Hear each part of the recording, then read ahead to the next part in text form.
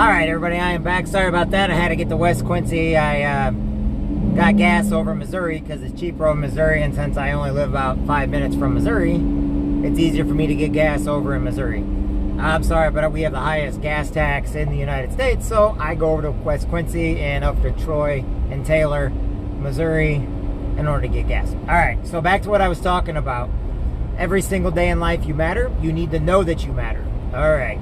And that being said, I just want you guys to know that every day. I want you guys to know how important you are every single day. Oh man, they took down the drive-in movie theater stuff. That's sad. I'm sad now. Alright, next thing. Every day we're going to start something new. Every Monday and Tuesday, I'm going to be doing a call at 8 o'clock. I'll be posting the phone number and the code to get into the call. If anybody wants to get into the call. I'm trying to make things more personal. So people that need to have a little motivation, people that want to be, you know, have a little bit more strength, if they're trying to get a job, they're trying to open a business, they're trying to go after that right man or woman, you know, to give them a little more confidence. So I'm going to start a thing called confidence building and give ideas and tell people different things they need to do when opening a business and when it. Why? Because I've done all this kind of stuff. I know how it works. I actually, people pay me sometimes to come in and help them get their businesses up and going. And I actually do that. And everybody's like, but you're in the legal. You're right. I'm in the legal field because I like to help everybody. There's nothing in my field. I can help everybody in all states and in all 50 states. And I love that. Don't get me wrong. But I also love to give advice, and I love to help people out. I like to show them what they're doing wrong or what they can do to make things better, or things they can do right. Some people want to get things done right away. They want to go, go, go, go. But there's a procedure to get everything done. And I want them to be able to have that opportunity to be able to do that every single day. And on Mondays and Tuesdays, everywhere from talking with truckers, talking to military, everyone's invited though, to basically making your bed in the morning. Now, how does that have anything to do? You know, you've got to have accomplishments in your life. I can't even talk these days. We're going to get back into book reading. Every day I'm going to read a book on here and on YouTube on different chapters and stuff so you can look. Maybe you can't read the book, but maybe you're in the car or something. Because then what I do, because it helps me more, is I go back and I watch myself and I listen to myself read the books. Just because when you actually read a book, it only takes one time for you to really take in the knowledge. But if you're listening to it, it takes a couple times for you to be able to listen to it, to comprehend everything that's coming from it. Okay? But remember, one of the key things I tell everybody is you need to read books every single day. You got to have mentors every day. I'm sure my mentor, probably this week alone, is ready to strangle me. I ain't joking. Rich Element's probably ready to strangle me right now because I've dealt with a lot the last few days and my mind has not been out there all the time. Now, why do I choose to put myself and my activities out there to everybody? Because I know that other people's are either not as bad or maybe they're going through something, and I need to show them how easy it is to be able to talk to people, to call people, to do things so you don't get in trouble. There are times when I do things that some of my friends are like, whoa, Jeff, pull back, and I'll pull back right away because they are my conscience. They are the ones that are speaking to me that I'm listening to. You know, they're the ones, God's kind of guy. It's like, hey, Jeff kind of needs you right now. Get in there, swoop in, help them out.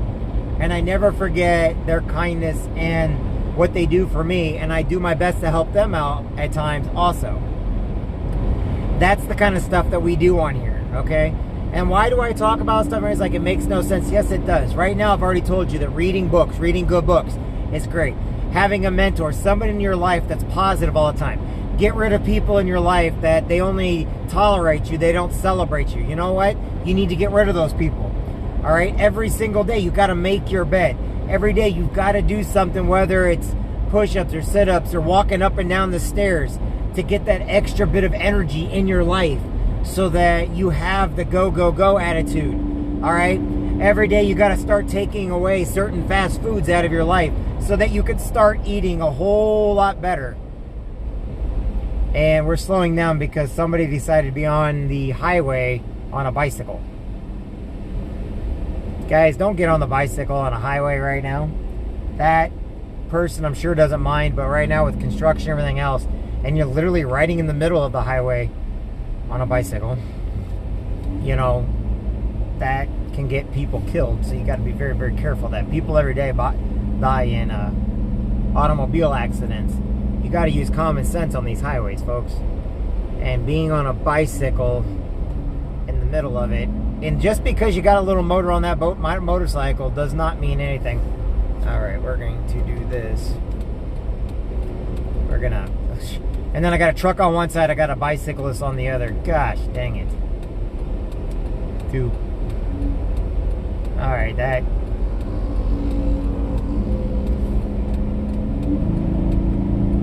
I don't think that guy knows what he's doing, but he's on a little mountain bike on the highway, and when you got trucks over on the side of the road, these are what I'm talking about, why people always get in legal issues, because like I said, right there can cause a lot of accidents, especially when the speed limit's 65 over Missouri. All right, back to what I was talking about. Sorry about that. We're live, so you guys get to deal with all the live stuff going on. All right. Other things I want you guys to know about is when you got to look at yourself in the mirror every day, tell yourself that you matter. All right, now I'm going to talk a little bit. I'm going to say something that's been going on in my life. All right, gas is $1.59 over in Taylor, Missouri. Just in case y'all want to know. Right now, $1.59 over at the 18-wheeler truck stop in Taylor, Missouri. Okay, I'm going to go over something, and the reason why you haven't seen me too much lately, I had a friend of mine. A lot of people, I tell them, you know, it's the people you meet on your journey all the time, you know. And one of my journeys was the United States Marine Corps.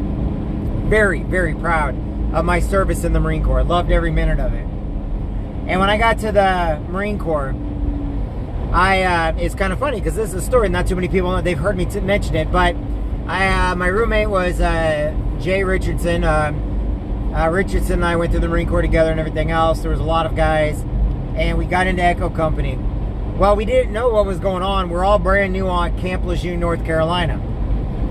So we're there, and you had to call taxis in order to get on and off base. But everybody knows it takes a long time for those taxis to get where you need to be. So I called Yellow Cab in Jacksonville, North Carolina. I was on Camp Lejeune, and so I basically called Yellow Cab to come pick us up, and we were going to go out. Well, we were waiting forever, and all of a sudden a bunch of taxis started showing up, a bunch of new Marines, fresh in the Marine Corps, right out of SOI in the Marine Corps, and we were waiting on the taxis to come. And the taxis came, and we didn't know which ones were which. Nobody was saying anything. Well, there was a taxi in front, so I got in the third one back, and oh my gosh, all of a sudden this lady comes up. I'm terrified. All of a sudden she looked like she would, that's my fare, blah, blah, blah. Anyway, the taxi that I was in took off then. And they're like, man, she was mad. I'm like, what was that all about? And they're like, well, I think she thinks that you're her fare. I'm like, well, am I not? This is not. They're like, oh, no, you called. Anyway, so they were sitting there telling me they're the ones who called and everything. And I'm like, but I thought I called Yellow Cab. They're like, oh, you're fine. So we got back to base, and I had to go back in town one more time. So I called Yellow Cab, and it turned out to be the same lady that came by and picked me up this time. So I got in the cab, and I don't like sitting in the back. I was like, do you mind if I sit in the front? I've never been somebody that ever liked to sit in the back of anything. She goes, yeah, go ahead. Anyway, she started the meter. We started going on TAD, and she goes, so were you the one that called me the last time to come get you? I'm like, I just called Yellow Cab. And she goes, you do know this is how we make our money? And man, she chewed me a new one. Oh my God, I'm in the taxi. I thought I was going to die. Not really, but she goes, you know, we're out here. She goes, I just want you to know that you've got to be vigilant on what's going on. You know, if you call somebody, you do it. You know, always be a man of your word. You know, you Marines, you know, there's other taxis out here, but if you call us, it takes us time to get up on base and time to get off. And she goes, we're waiting. She goes, I just didn't know who it was. And she goes, I'm like, well, I'm really, really sorry. And so she started talking to me, and so we started talking and everything else. And she goes, most people don't want to sit in the front of the cab. And I'm like, yeah, I was like, I don't really, where I'm from, we don't have taxi service. And she asked me where I was trying to say Quincy, Illinois. And she goes, we are. And she goes, and so she started talking to me and everything else. And she was an older woman, and, you know, I remember because she had her dog with her when she came to, which was even funnier. And her dog was this little Irish, like the Queen of England has, one of those types of dogs. A setter, a terrier, or something like that. Anyway, why is this story important? Because she told me to always, it's funny because what we learned in the Marine Corps was not just Marine Corps. We also learned from people in Jacksonville, North Carolina. So she's like, okay, what do you like to do? I'm like, no, I'm not really big on drinking. How old are you? I'm 18 years old in the Marine Corps. And she goes, you know what? She goes, I got a niece that's your age. I'm like, oh, where do they live? She goes, well, they live right off on base and everything else. She goes, well, what do you plan on doing with it? I'm like, college and everything else. So she goes, maybe if we, maybe I can introduce you to my family or whatnot. They just lost their son. He was in the Air Force. I'm like, oh, what? And it was something that I'd never heard of before. But they lost. I'm like, oh, I'd love to meet him.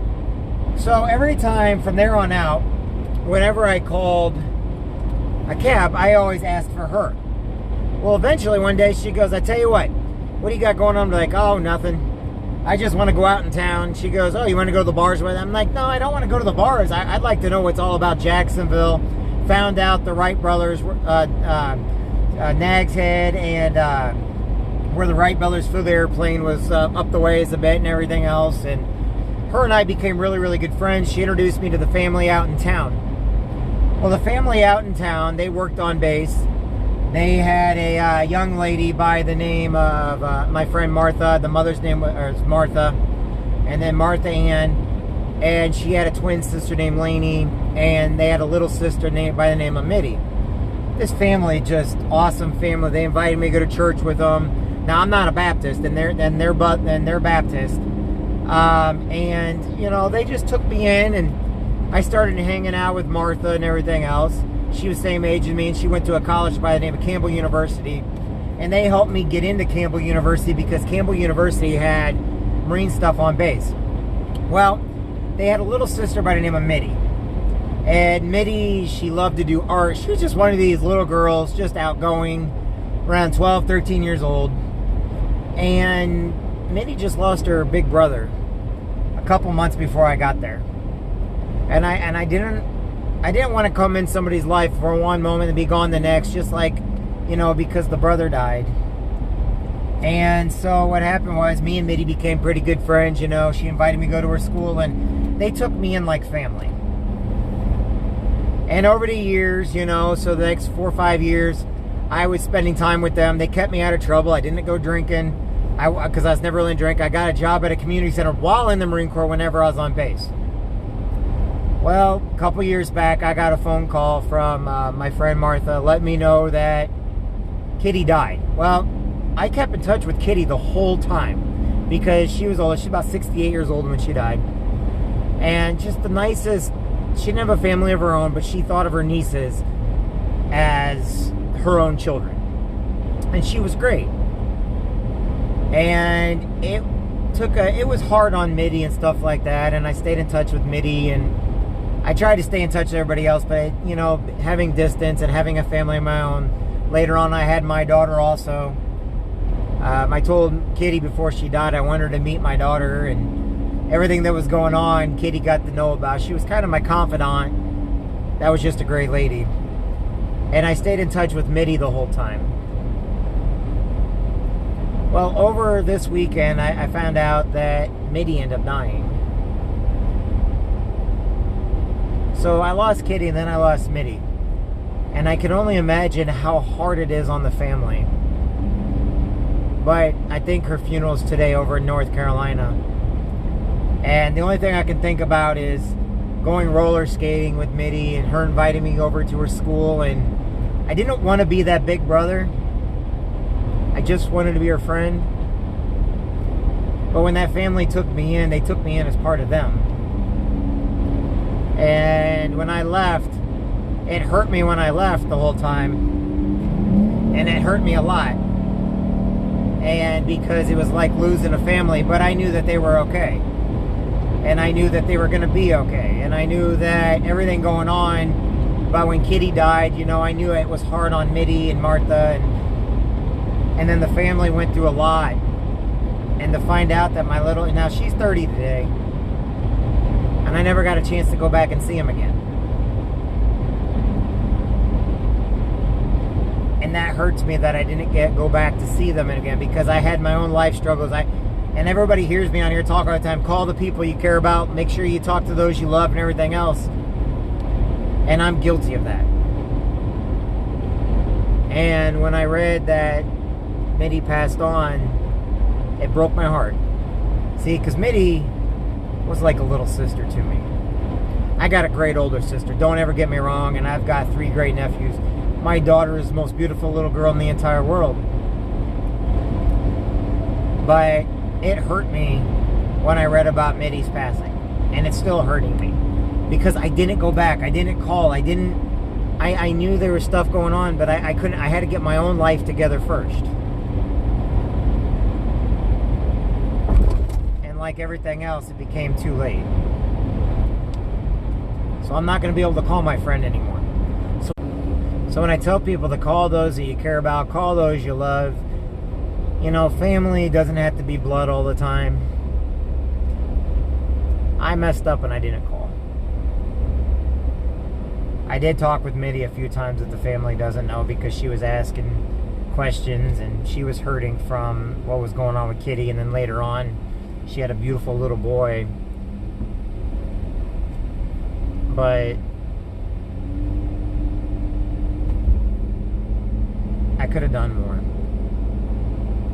And I know people always see me as in, oh, well, you know, and I had somebody the other day get on me. I can't do everything, though. We can only help those that want help. We can only do so much for people before it becomes their responsibility also. I can help people to a point. But that family is family to me. They always will be. And when Kitty died, it hurt me. Because here's this lady that she told me, but she was the greatest person I ever met. And then when Mitty died this weekend, I realized I was the one that I've been talking to the whole time about not talking to people and not calling people. And that was wrong of me.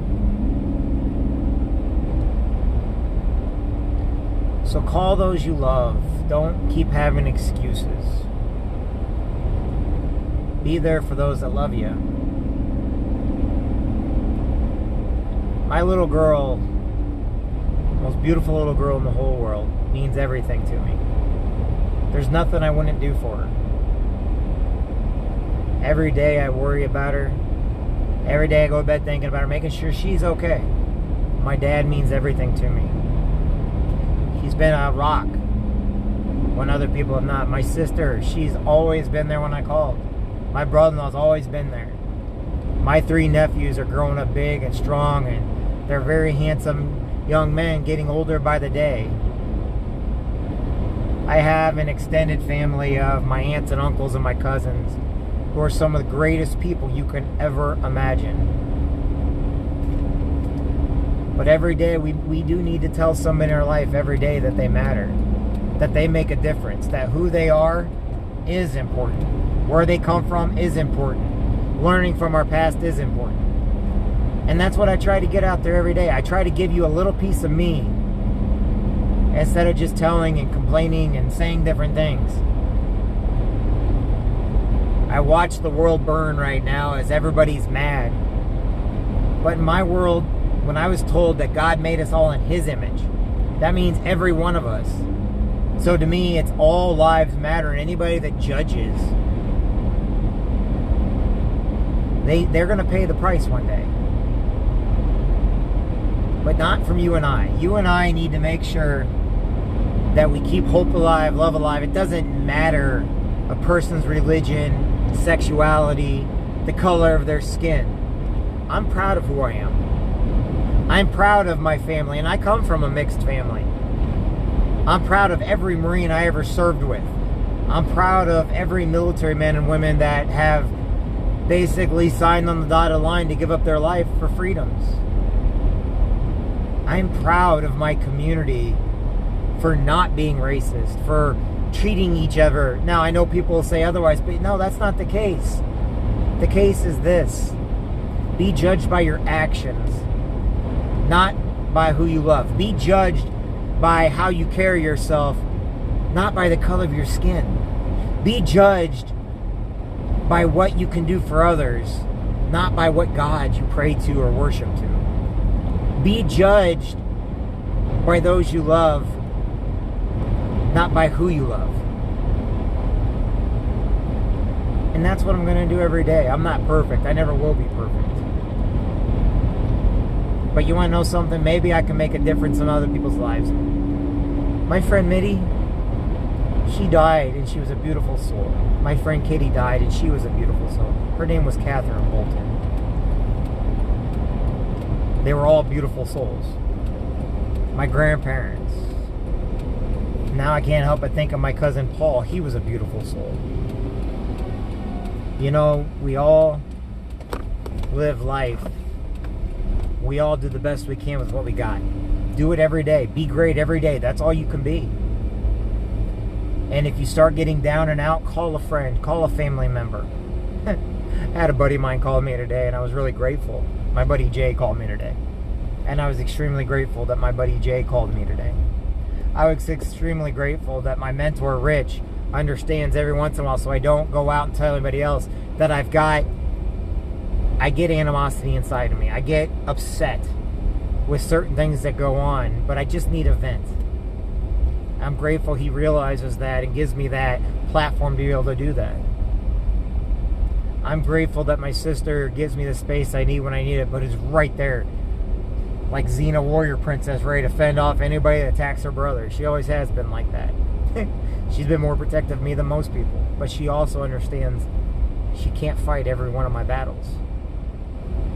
I'm grateful for my dad to give me his ear and give me his shoulder and always be there for me no matter what, even though he doesn't understand.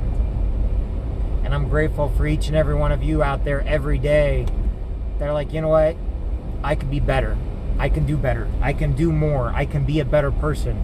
I can walk a little farther. I can be a little kinder. I can give that. So today I ask each and every one of you, be great. And thank you for your time today. Thank you for being you. I appreciate each and every one of you. That's all we can do. Anyway, I'll talk with everybody later. Have a great day, everybody. And if you ever need anything, call me. I'm not always about business, but I do mix everything together. I'm Jeff. I'll talk with everybody soon. Bye now.